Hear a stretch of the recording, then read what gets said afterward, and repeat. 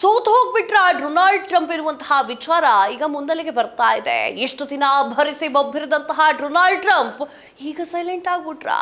ಹಾರ್ಮೋಜ್ ಜಲಸಂಧಿಯನ್ನ ಬಂದ್ ಮಾಡಿದ್ದಕ್ಕೆ Donald Trump ಹಿಂದೆ ಮುಂದೆ ಬಂದಾಗೋಯ್ತಾ ಅಂತ ಹೇಳಿ ಕಳೆದ 2 ವಾರಕ್ಕೂ ಹೆಚ್ಚು ಅಧಿಕ ಕಾಲದಿಂದಲೂ ಕೂಡ ನಡೀತಾ ಇದ್ದಂತಹ ಇರಾನ್ ವರ್ಸಸ್ ಇಸ್ರೇಲ್ ಅಮೆರಿಕ ಯುದ್ಧ ಅಂತ್ಯವಾಗ್ತಾ ಇದೆ. ಮಧ್ಯಪ್ರಾಚ್ಯದಲ್ಲಿ ನಡೀತಾ ಇದ್ದಂತಹ ಯುದ್ಧವು ಭಾರತವೂ ಸೇರಿದಂತೆ ಹಲವು ದೇಶಗಳಿಗೆ ಸಂಕಷ್ಟವನ್ನ ತಂದೊಡ್ಡಿತ್ತು.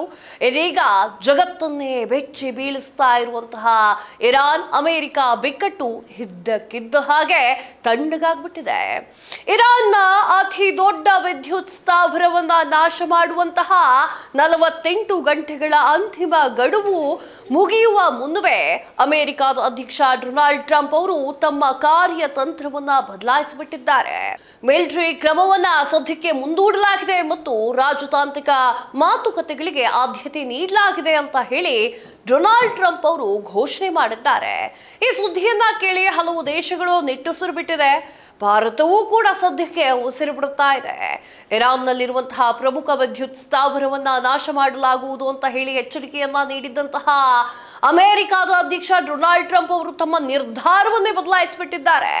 ಕಳೆದ 2 ದಿನಗಳಲ್ಲಿ 2 ದೇಶಗಳ ನಡುವಿನ ರಹಸ್ಯ ರಾಜತಾಂತ್ರಿಕ ಮಾತುಕತೆಗಳು ಯಶಸ್ವಿಯಾಗಿದೆ ಅಂತ ಹೇಳಲಾಗ್ತಾ ಇದೆ.